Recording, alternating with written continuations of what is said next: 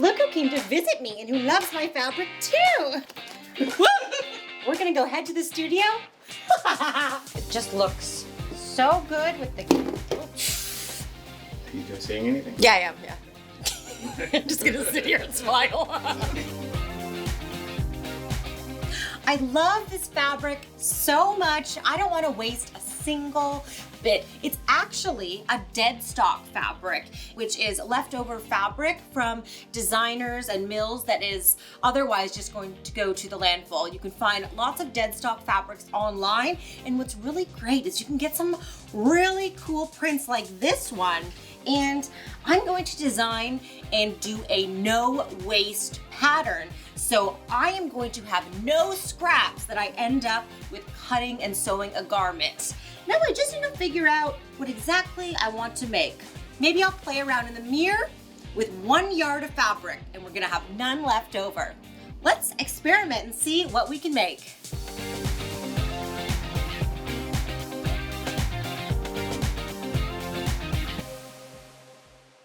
It's amazing what you can do with just 1 yard of fabric, but I don't know. Do I want to make a skirt or a tunic? Or I could do it as a shawl or a top. This definitely makes me want to go on vacation, this lovely print. Because the fabric is so thin, it'll take to gathering really well and added fullness. And since there's only 1 yard of fabric, I have to get really creative to make sure there's enough to go around my entire body. So I have an idea to make a no waste skirt with just 1 yard of fabric. I think that will be perfect. Let's go. So I've created this handout and this skirt that includes a large inverted pleat that's created by panels actually in the skirt and gathering. You can have it gather into a waistband that is included in the layout for exactly 1 yard of fabric, or you can use a piece of bias tape or ribbon, or you can really get creative with your waistband and tie, because everything gets gathered and pleated into the waistband and then continues into a long strip that can tie into a bow and hold the top of your zipper. So you're also gonna need 1 invisible zipper for the skirt because we want it nice and fitted around the waist and then flowing over the hips. And I've included diagrams for varying widths of fabric. So basically, the wider the fabric, the longer the skirt is going to be, but every width of fabric results in the same total waistline to gather in. So it's 67 inches around the waistline that you gather into your custom waist measurement. And depending on your waist measurement, you will have more or less gathers. So it's perfectly custom to you. And the best part, there's no scraps, no waste. So my lovely printed fabric is 44 inches wide.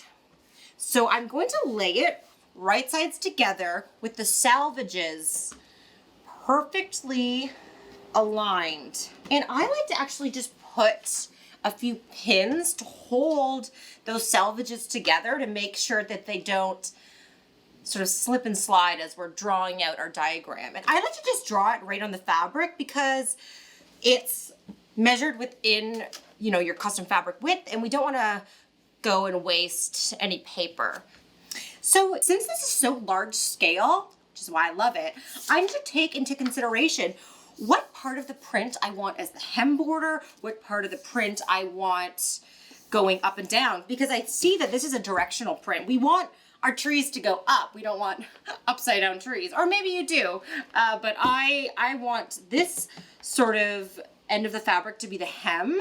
So when I look to the diagram, I'm going to make this the hem, and then this the waistline, and then this section the panels. So I'm gonna have my panels on this side of my fabric.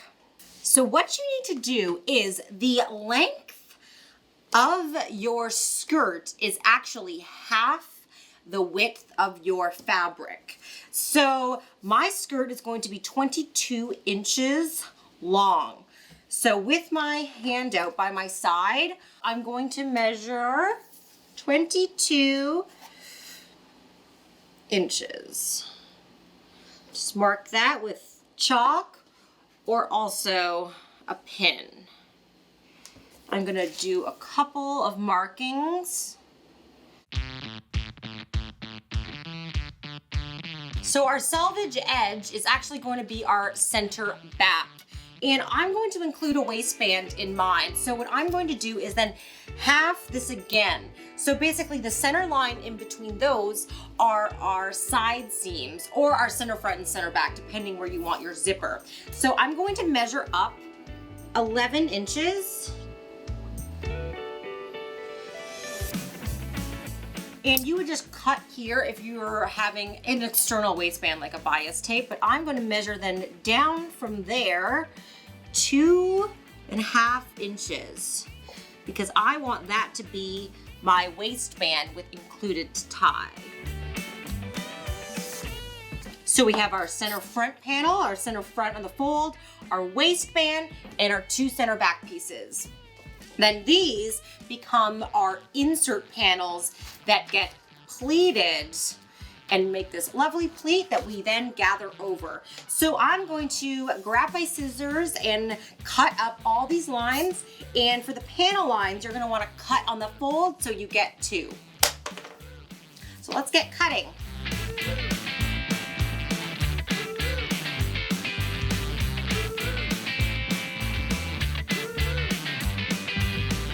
All right, so now we have all of our pieces cut out and I'm just going to pin them all together and then we can go to the sewing machine. There's lots of straight seams here and I'm going to top stitch them all as well.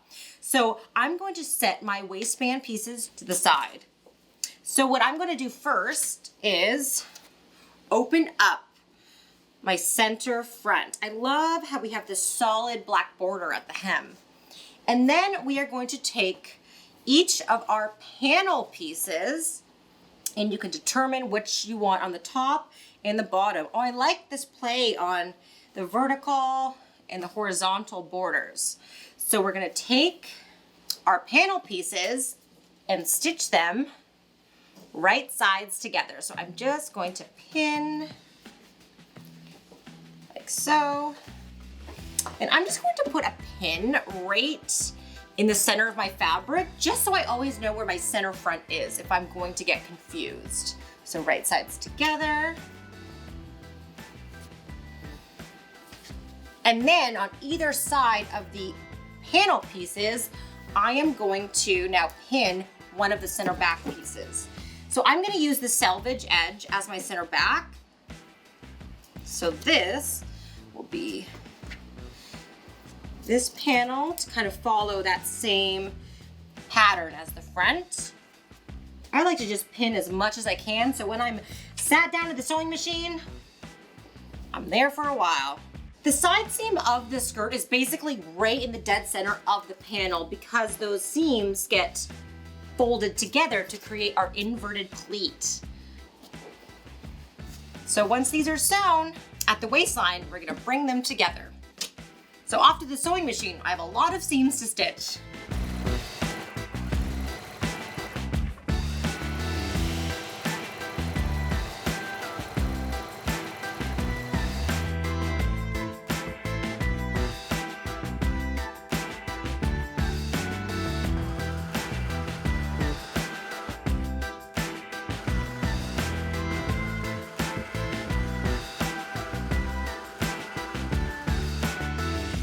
So when I serged my allowances of my panel seams together, I pressed them towards the center back and center front away from the panel. And now I'm gonna top stitch along my seam line on the center backs and center front.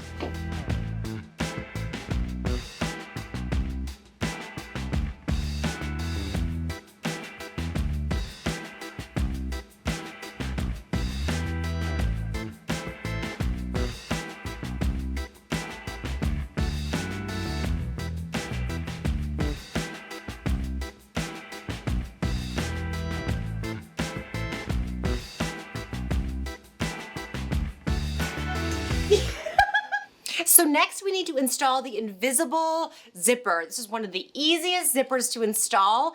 And before I let my machine guide me how to do it and which stitches to load and the special foot, I pre-pressed my coils out. So we want to get the stitches nice and close to all those zipper teeth. So I just ran my iron along my zipper tape to make it nice and flat.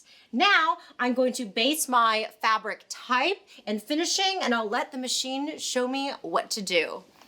So here in the Joy Advisor, we can select our fabric type. So I'm working with a woven medium, which I had it on before and on my stitches. And through here, there's tons of things to reference, but I went into zippers and you see they have lots of zipper choices, and I am going to click invisible zipper, and I am going to see everything that I need. Very cool. So I'm going to install my special foot. It's a clear foot that has a little ridge in the center, and I'm going to follow the guidelines of how to place my zipper on my fabric. Open it up, pin it in place, and I want to match it right with the top of my fabric. Disengage my dual system, install my foot, and I'm good to go.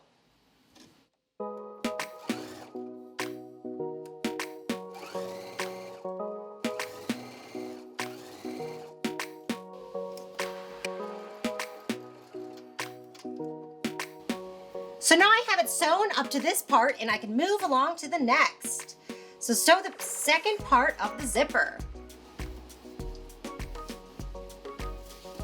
So I match it along to my other center back seam and do the same thing.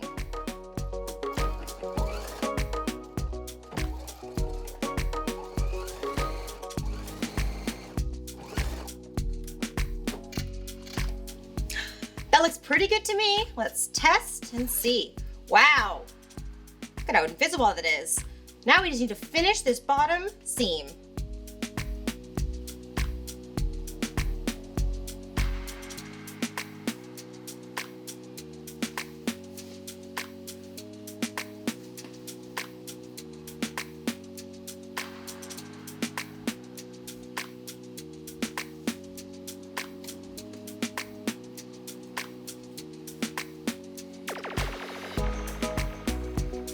We're all loaded.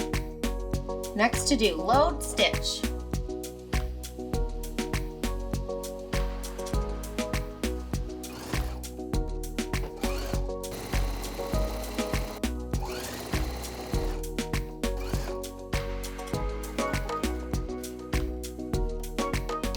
I love how the machine guided me through and told me when to switch my presser feed and load different stitches. Now I have a perfectly invisible zipper.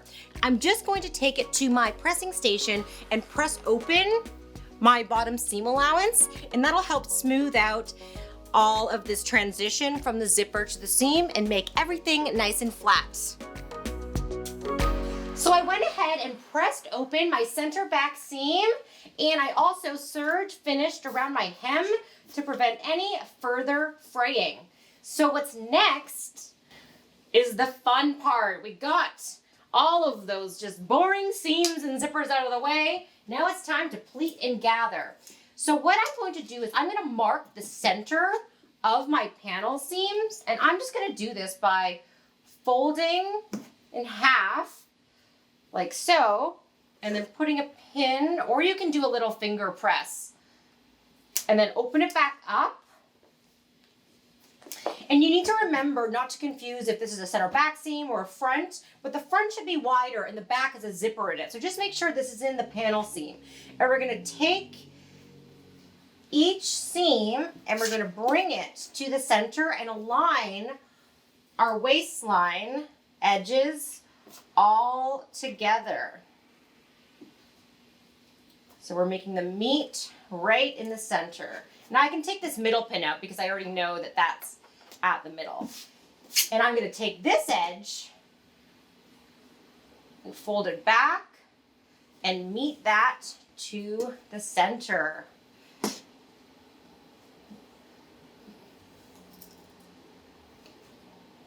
Put a nice pin. So from the right side, we get this beautiful effect. The wrong side, you get this box pleat. And we will be basting that down. So let me just quickly do my other one.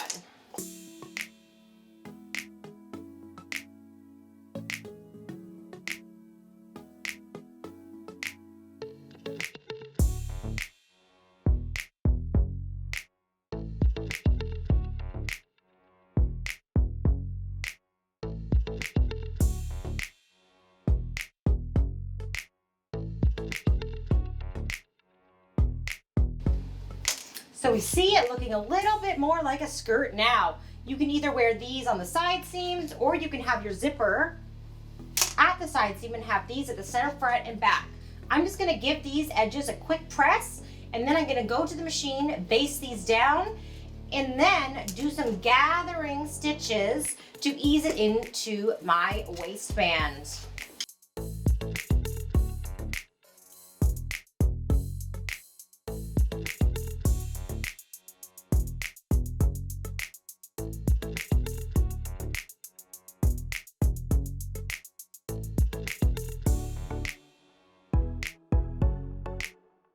Now I'm going to increase my stitch length, and starting at my zipper, going to sew 2 rows of basting stitches.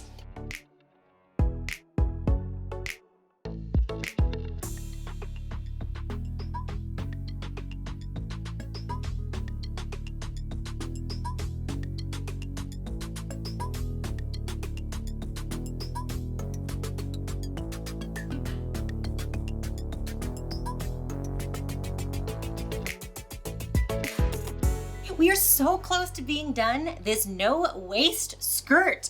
And what I did with the pleats, depending on your waist measurement and the width of your fabric, you can put these pleats farther apart if you want more gathers. So the more you pleat, the less you'll have to gather, again, depending on the width and your waist circumference. So I'm just gonna have a little bit of gathers here because you want it to gather into your waist measurement plus 1 inch for wearing ease. So I'm just gonna measure this just roughly here. So this is about 18 1/4. And a trick to know double that measurement is to just fold it and then see where it hits at the end of your tape measure. If you don't have a calculator handy, or if your brain works as a calculator, you can use that too. But we have 36.5. So my waist measurement is 29. And so plus 1 inch, I need my waistline to gather into 30 inches. So I only have about 6 inches to gather in. So this is more of an easing stitch. But if you have more to gather in, or if you wanted your pleats farther apart and more gathers, you could do that too. Just the balance of the pleats and gathers. So I'm just going to slightly gather in. I started my basting stitches at my zipper. I could even almost just keep the gathering in the back. I'm just going to kind of just run it a little there.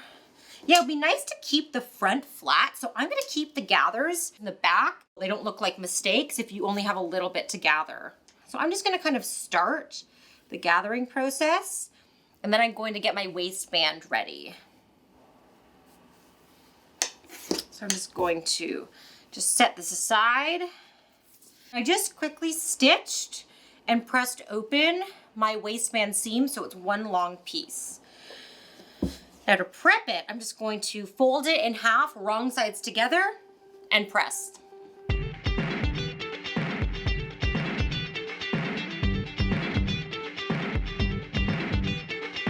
I'm going to open it back up and then press up about 1/2 inch on one side.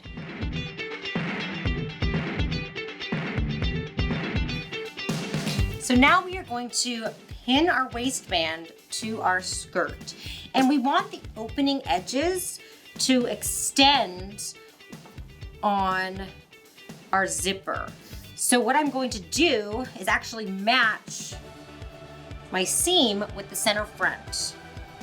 I'm just going to fold it in half to create a pin mark.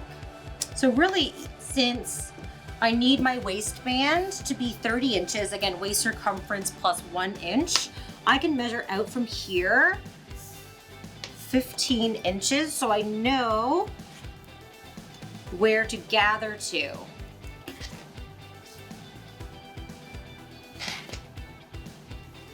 So right sides together, I'm going to pin the unpressed edge of my waistband to my center front. And I'm going to continue pinning, and we need the edge of the zipper to match up with this pin right here. So I've started to gather. It's pretty well gathered in. I just need to ease that in a little bit more. So I'm just gonna pin this all together, then I'm gonna take it to the sewing machine.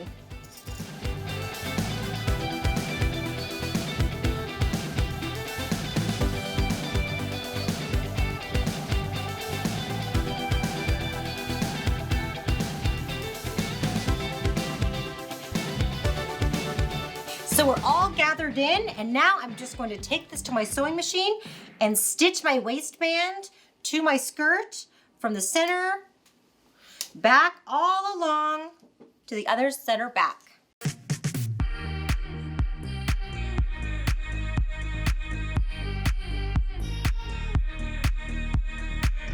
So now that I have all of my gathering stitches in place, this is looking so good, we are going to press our tie bands. I just have little tie bands here, but you might have longer ones depending on your fabric width.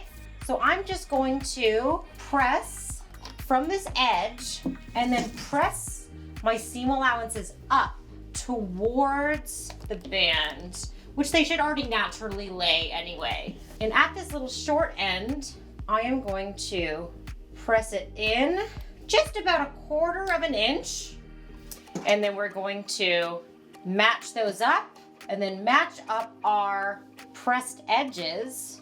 And then we're going to go in to cover that allowance on the wrong side of the skirt.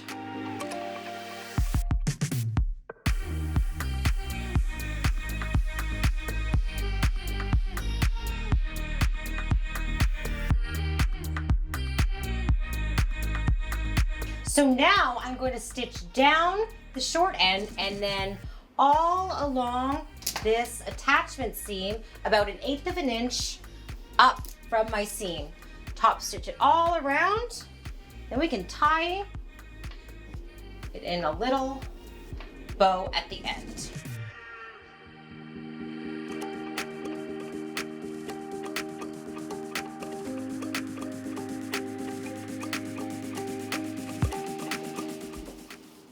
I just like to give my waistband a final quick press. And what you're really looking for with your waistband is that you catch that folds on the wrong side. It looks like I did a pretty okay job at that. Now, when I zip it up, I can tie these in a little knot, or if you have longer ones, you can even do a cute little bow. I think I'm gonna leave mine a knot. You can also sew little tassels on here or do whatever you like. And note, the wider your fabric, the longer these tie bands are going to be. You could also do an over-underlap waistband, like so. You could do a button here, and then back here, you could do a button there. That's also an easy way to secure, so you could just do a little snap as well. But I like them tied in a little knot. So it's up to you at this point, and we're securing the top of that zipper. So the stress holding up the skirt isn't dependent only on this zipper stop. You can quickly try on your skirt to determine your hem length, but since I had a narrow fabric, this skirt is a little on the short side, so I don't want to do a huge hem. So I'm going to find my center back and just press up I'm gonna press it up actually just my serging amount and then another 1/2 inch to give a nice clean finish. So a 3/4 inch hem. And again, my fabric width was 44 inches. And this gives about just above the knee hemline for myself.